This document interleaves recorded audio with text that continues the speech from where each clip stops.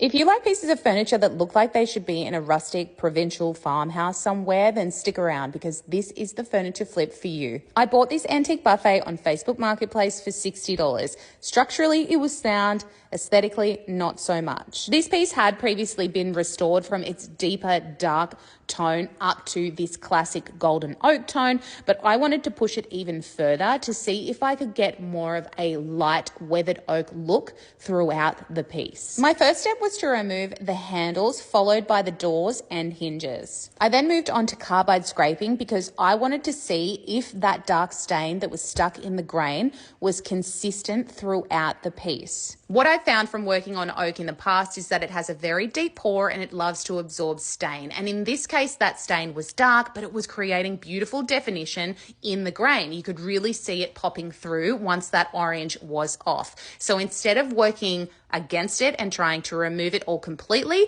I wanted to see if I could use it as a feature for my end result. This was all looking really great until I got to the drawer fronts and found that the original handles, not the brass ones that were currently on it, but the original handles had left a huge deep circle where they'd been rotating over time. I was still hopeful at this point though, so I did go around and clean everything down with Crud Cutter, followed by some hot water just to make sure I didn't have any residue that I would be sanding down into the timber, and then went over everything with 120 grit. I always like to start with 120 grit sandpaper to see if that will remove the finish, which it did in this case. However, you could use an 80 grit sandpaper if you had some deep scratches. You just need to make sure that you do come up slowly through the grains so that you'll eliminate any swirly whirlies that you got from that 80 grit sandpaper. I did give the little barley twist legs a quick hand sand to see if the finish would come off easily, and it did not. It would not budge in the grooves.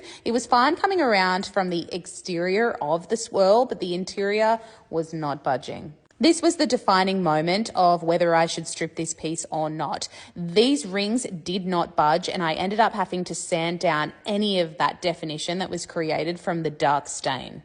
If I get into a situation where I have to use a paint stripper, I will use Poly Paint Stripper. It's that little tin. You can get it from Bunnings in Australia, and it's very fast acting. However, it is very harsh, so make sure you are wearing eye protection, some gloves, and a respirator, because if this stuff gets on you, it really burns.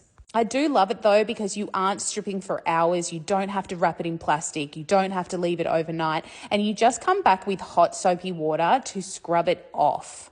If you want to see this process in a little bit more detail though, I made a dedicated video to my paint stripping process, and you can find that in my beginner's tips playlist.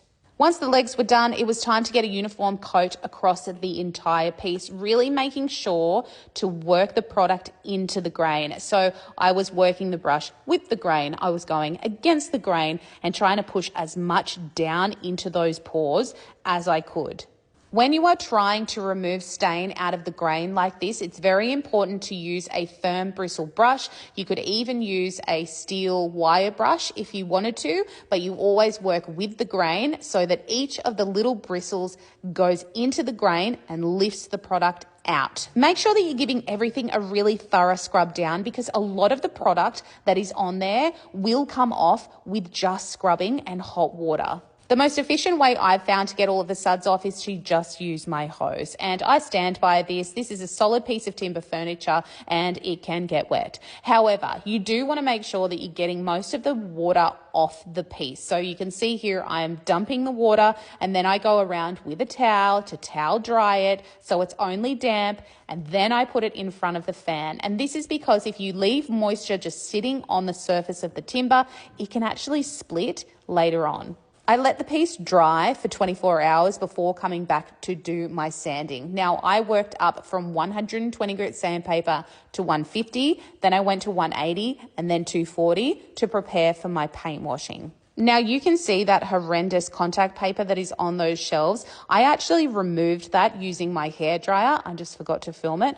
But what you need to do is soften the glue. If you've got contact paper that sticks like that, you use the heat gun or a hairdryer, soften up the glue, and you should be able to remove it with ease. I was pleasantly surprised to find nothing underneath. I have no idea why that contact paper was put in there, but there was no stains, no marks on these shelves. They just needed to be sanded.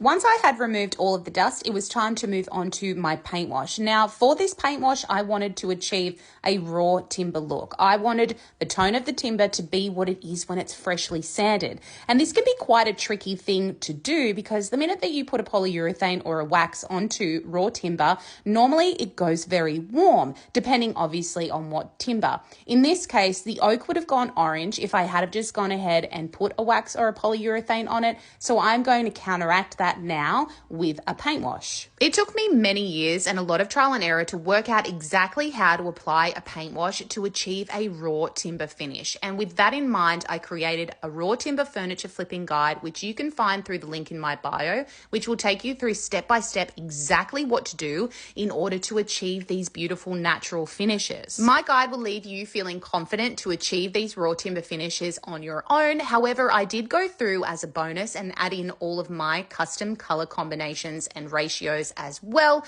so you know exactly what paints I am using in my videos. Now for this piece, I did 3 applications of my paint wash color. I sanded in between each coat after drying with my hairdryer. Now it's essential that you sand in between each of your coats of paint wash because it does tend to raise the grain a little bit. That's those little fuzzy fibers that you see here. So to get everything smooth again, you just hit it with 400 grit sandpaper. Once my paint wash was completely dry, it was time to seal my piece. And for that, I chose Fitty's Supreme Wax Polish in Light. This wax has a fast dry time, goes on matte, but can be buffed out to a high sheen level and comes in a range of colors, including a liming wax. You can see here that I am applying with a brush to really work it into that oak grain. However, you can apply with just a cloth, and if you're wanting to buff it out, you can do this within a couple of minutes because it dries so fast. I applied 2 coats on the top of the piece to get that high sheen level, and I applied 1 coat on the body of the piece. My final step was to install some new handles and get the doors back on.